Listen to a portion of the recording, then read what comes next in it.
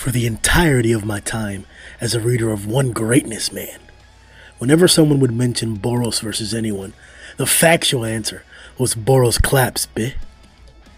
Whether if it was Orochi blasting Saitama one-handed, or Sarochi cutting the earth and spamming it, no threat has yet to evenly, or even through advantage, present a greater obstacle than what Boros presented to Saitama. But now, no matter how biased I may be, I can't pretend anymore that Garou didn't just bulge the earth. No more. The two questions that are the deciding factors of the fight. Can Boros regenerate from an extreme power attack? And how much is Saitama holding back? It's impossible to know the extent of Saitama's restraint. In essence, he's always restraining himself in combat. Even Boros himself mentioned that Saitama wasn't using his full power. But is there a difference between pulling your punches and not reaching your potential? The best form of evidence we could receive, aside from Saitama's promise to Tadio, is more dialogue. Even if, for example, Saitama stopped himself from a finishing blow against Garou, the clowns would argue that Saitama only held back in that single instance, and not the entirety of the fight, man. Stop. And on the opposing side, we actually have seen multiple instances of Saitama holding back mid-fight, while this wasn't the case against Boros. One instance being the slap he delivered that sent Garou flying. He never slapped Boros. Or in chapter 164, when Saitama catches Garou's fists and twists his wrists until he's on his knees. These are clearly merciful acts mid-combat that could support an argument for Saitama holding back against Garou the entire time, regardless of transformations. The questionability, if that's a word, of Garou's humanity is also a derivative of the holding back question. Boros was a monster off bad that committed the heinous crime of blasting a city. Saitama clearly stated that Garou wasn't convincing playing as a monster, and even trolled him through his transformations. He's literally still, as an entire plot point, trying to convince Garou to relax because he thinks he's still a human. The Boros side can use the holding back argument without flaw until we get some contradicting dialogue. And I'm clearly excluding the extreme power attack when debating this. Remember, the other essential question that we need to answer is if Boros can regenerate from an extreme power attack like he did the consecutive normal punches. Saitama responding with consecutive normal punches when the extreme power attack was sent was the catalyst to this entire debate. Maybe some can argue that the EPA itself is the cause for the sudden intensity in discussion, or even the arrival of a Boros lookalike. Regardless of what sparked the conversation, we have two wide avenues of thought to enter first. And they are whether the power levels of these two different instances of consecutive normal punches are different. The very first time we see the attack is against Beast King. Are we going to pretend that Beast King is demonic Garou level? No. It's clear that, like anyone, Saitama can vary the potency of even his named attacks.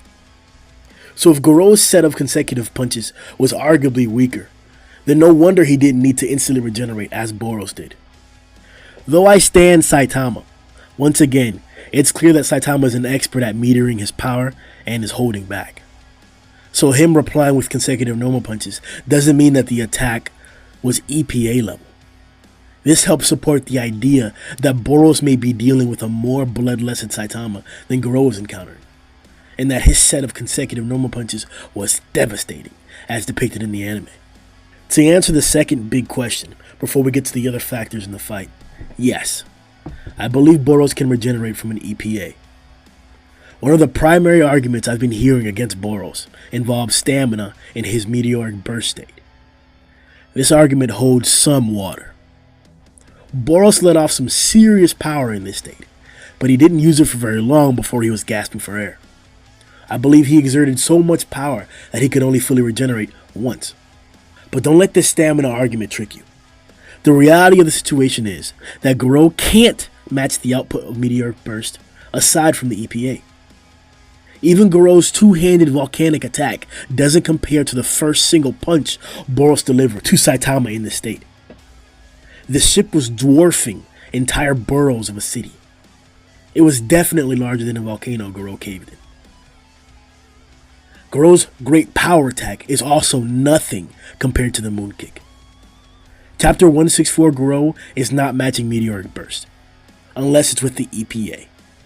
Garou's side can lean on his superior martial skills. These are in fact why Garou has been able to both deflect Saitama's attacks and deliver more blows than Boros did. Boros definitely got more than one clean hit on Saitama, but just as he did with Garou, Saitama took these attacks in stride. I have no doubt that if Garou is able to maneuver around Saitama's defenses in certain instances, then he'll be able to do the same to Boros. I believe Garou has a good chance of using every single one of his named attacks against Boros. According to the narrator, released Boros is the one who surprised and damaged Saitama. So, released Boros versus 164 Garou is a fight. Garou's evolution is a potential sleeper in the argument. Released Boros doesn't have stamina issues, but if a fight against Garou is prolonged, not only can he quickly decipher your fighting style, but he might even begin to incorporate it into his own, or evolve in power if you're overwhelming him. Can Garou take the beam from release state Boros? Yes. We've seen Garou take multiple high heat blasts from a variety of tough opponents. I also believe that, though it doesn't have heat, the Grand Ocean Cannon could compete with the released Boros blast. Garou tanked a Grand Ocean Cannon and a Centipede Grand March consecutively. To finish up, yes, I think 164 Garou could eventually force Boros into his meteoric state. He may need to use his volcano busting attack or an EPA in order to do so, but hitting Boros with an EPA while in his release state may very well be the Hail Mary that Garou's looking for. Once in his meteoric state, Boros could one-hit blitz like he did to Saitama, which would be devastating for Garou. Or he could send him to the moon, killing him from the kick. Boros also has his own consecutive punch blitz that he let off on Saitama, before getting blitzed by the consecutive normal punches officially. If it came down to it, and it might, 164 Garou cannot take a collapsing star roaring cannon. And he wouldn't be intact if he took the same serious punch either. Boros still beats Garou.